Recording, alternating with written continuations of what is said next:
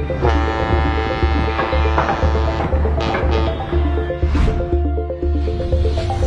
Panama Canal is the most important waterway on Earth. It turns this journey into this, and it brings the United States closer to both Europe and Asia. The marvel that is the Panama Canal is both narrow and short, and yet every year, about 14,600 ships pass through its locks. Here is how. Canals have existed in some capacity for nearly all of human history. As traveling by boat is one of the most ancient modes of transport, it's no wonder that ancient engineers figured out a way to connect two bodies of water together, creating new, more efficient shipping routes. However, the construction of the Suez Canal in 1869 set a new precedent for what was possible, a pathway connecting two seas together. With the Mediterranean Sea and Red Sea now connected, governments throughout the West set their sights on connecting two even bigger bodies of water together, the Atlantic and Pacific Oceans. During the California gold rush of the mid-19th century, Panama was often used as a shortcut for shipping goods from New York to California. Ships would dock either on the Pacific or Atlantic side and transport their goods across what is now Panama. Eventually, a railroad was built to make the shortcut more efficient. The French had different plans, though. In 1881, work began on building a sea-level canal similar to Egypt's Suez Canal. However, a combination of poor planning and inefficient design led to France failing to make any meaningful headway into constructing a canal. After significant worker casualties due to illness, floods, and poor management, the U.S. took over construction in 1904. Chief Engineer John Frank Stevens took one look at the geography and instantly knew why the French had failed. A sea-level canal was simply not possible. Thus, work began on the creation of the world's then largest artificial lake, Gatun Lake.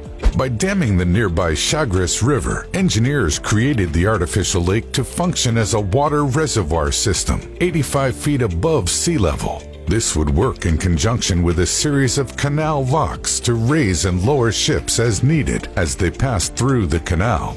Further expansion projects would then ensue as the ship traffic passing through the canal steadily increased throughout the years. So how does the Panama Canal work? As a cargo boat nears the canal's approach channels from the sea, several tugboats come to greet it. The tugboats attach a tow line to the cargo ship and move them into alignment with the canal lock's narrow entrance. Once a cargo ship is firmly within a lock, a tugboat remains behind to keep it in place. The lock gate behind it then shuts, while the lock gate ahead gradually opens, displacing water at a steady pace, thus raising the ship so that it can then enter the next lock, where it will eventually join Gatun Lake. Ships are protected by rubber fenders installed along the lock's sides, preventing them from scraping or chafing as they pass through. They then cross Gatun Lake towards a different set of locks on the other side, where the process is repeated. It is crucial for this process to be gradual, as this keeps the water flowing at a manageable rate. The average amount of time it takes for a ship to pass through the Panama Canal is about 11 hours, with most of that time spent waiting for other ships to pass. As the canal's locks functioned as gates for ships to pass through, building additional locks was the first order of business when the Panama Canal was expanded during the late 2000s. As of 2021, the Panama Canal features 4 separate sets of canal locks for ships to pass through: the Gatun and Agua Clara locks, facing the Atlantic, and the Cacholi and Miraflores locks facing the Pacific. The original locks measured 110 feet wide and 1,050 feet long, and could fit ships up to 965 feet in length and 60 feet in beam. Ships built with specifications that would fit through the canal were dubbed Panamax-class ships. They could fit up to 5,000 standard shipping containers on board. While this may seem like a huge amount of cargo, this figure is dwarfed by the additional capacity granted by the canal's newer, bigger locks. With the construction of new locks, new Panamax or Neo-Panamax class ships could accommodate up to 13,000 containers. While the Panama Canal has yet to face a blockage similar to the Suez Canal's mishap earlier this year, maintenance has been an ongoing issue. The estimated annual cost to maintain it has been quoted to be as high as $350 million.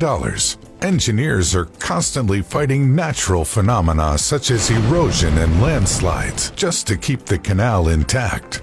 Over its century of service, the Panama Canal has ferried an innumerable amount of cargo between its narrow straits. Chances are, many of the things you own have found themselves on a ship passing through the Panama Canal at one point. Here's to hoping this marvelous feat of engineering lasts 100 years more.